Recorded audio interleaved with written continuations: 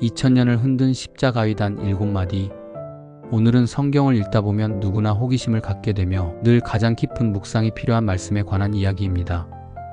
바로 예수님의 가상칠언 십자가 위 7마디 말씀 중 1원부터 3원까지를 함께 나누려고 합니다.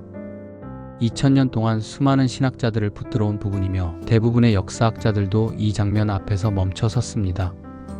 왜냐하면 이 십자가 위에서의 6시간은 단지 한 사람의 죽음이 아니라 인류 구원의 본질이 드러난 순간이기 때문입니다. 그리고 그 6시간 안에서 예수님은 7마디의 말씀을 남기셨죠. 오늘은 그 중에서 가장 먼저 하신 3마디 안에 담긴 예수님의 마음을 역사적 관점에서 2000년 전 십자가 사건의 순간으로 들어가 오늘 우리의 삶 속에 어떤 울림을 줄 수 있는지 깊이 나눠보려 합니다. 아버지, 저들을 사하여 주옵소서. 먼저 당시의 상황을 조금 더 정확히 이해해야 합니다. 예수님이 달리신 십자가형은 당시 로마 제국이 사용하던 가장 잔혹하고 가장 수치스러운 사형 방식이었습니다. 예수님과 거의 동시대 인물인 유대 역사학자 요세푸스의 기록과 로마 문헌에 따르면 십자가는 정치범이나 노예에게 주는 형벌이었고 그 목적은 빨리 죽이는 것이 아니라 가능한 오래 고통스럽게 죽이는 것이었습니다. 십자가는 팔을 벌려 매달면 숨을 쉬기 위해 몸을 끌어올려야 하기에 질식과 극심한 통증이 반복됩니다. 이러한 과정에서 욕설, 원망, 비난이 터져 나오는 것이 보통이었다고 기록합니다. 그런데 그 절정의 고통 속에서 예수님은 이렇게 말씀하셨습니다. 아버지, 저들을 사하여 주옵소서. 자기들이 하는 것을 알지 못함이니이다. 여기서 흥미로운 신학적 포인트가 있습니다. 예수님의 이 말씀은 단순한 용서를 넘어서 자신을 십자가에 못 박은 자들에 대한 중보기도였다는 점입니다. 신약 성경 히브리서 7장 25절은 예수님을 항상 우리를 위하여 간구하시는 분으로 소개합니다. 십자가 위에서조차 예수님은 자기 고통보다 사람들의 영혼을 먼저 보신 것입니다. 십자가상에서 하신 첫 번째 말씀은 예수님의 중보기도 사역의 시작입니다.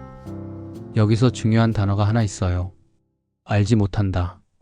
이 말의 헬라어 원어는 지식이 없다가 아니라 영적인 눈이 가려져 있다는 뜻입니다.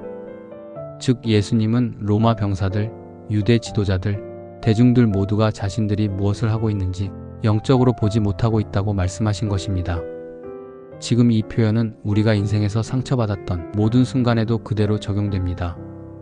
사람들이 나를 공격할 때 그들 대부분은 그 행동이 나에게 어떤 정신적 상처를 주는지 전혀 모릅니다.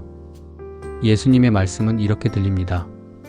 그들이 너에게 상처 준 것, 그건 그들이 너에 대해 잘 몰라서 그런 거야. 그러니 미움에 머물지 말아라. 이 말씀은 우리에게 상처의 고리를 끊는 담대한 지혜를 보여줍니다. 오늘 내가 나와 함께 낙원에 있으리라. 성경은 예수님의 좌우 십자가에 달린 두 강도의 신분을 자세히 말하지 않지만 당시 로마 법체계를 보면 십자가형은 보통 살인, 폭동, 반란범에게 적용되었습니다. 많은 신학자들은 두 사람도 가벼운 범죄자가 아니라 바라바와 함께했던 반란 세력일 가능성이 크다고 봅니다. 그러니 이들은 단순한 죄인이 아니라 로마 제국을 상대로 반란을 기도했던 상당히 무거운 범죄자였죠. 그런데 놀랍게도 그중 한 사람이 이렇게 고백합니다. 예수여, 당신의 나라에 임하실 때 나를 기억하소서. 여기서 쓰인 기억하다라는 단어는 히브리 전통에서 매우 특별한 단어입니다. 구약 성경에서 하나님이 기억하셨다는 표현은 단순히 떠올렸다는 의미가 아니라 하나님이 직접 개입하신다, 하나님이 구원을 베푸신다 라는 깊은 행위적 의미입니다. 그러니 강도는 사실 이렇게 고백한 겁니다. 주님, 제 삶에 직접 개입해 주십시오.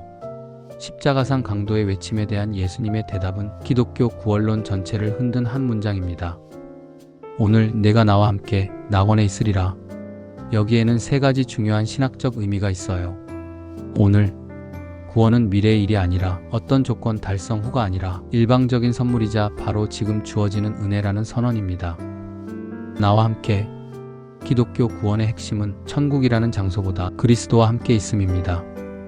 말씀을 붙잡고 그리스도와 함께 거할 때 바로 지금 내가 있는 곳에서 구원받은 자의 삶을 살아갈 수 있습니다. 낙원.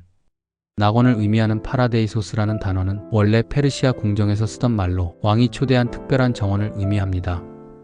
즉 예수님은 십자가 위에서 십자가상 강도에게 천국으로의 초대장을 직접 건네신 것입니다. 여기서 우리는 한 가지를 깨닫습니다. 이 강도는 평생 제대로 된 삶을 살지 못했지만 그 마지막 순간 단 한 문장으로 예수님께 돌아가 구원을 받습니다. 기독교 역사에서 이 장면은 죽음 직전 회개의 대표적 사례로 수세기 동안 신학적 논쟁의 중심이었습니다.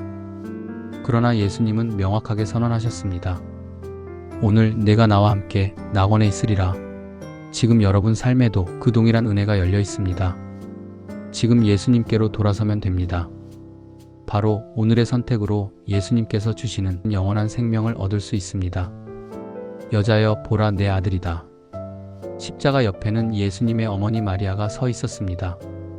당시 유대 사회에서 남편이 없는 여성은 경제적으로 매우 취약했습니다.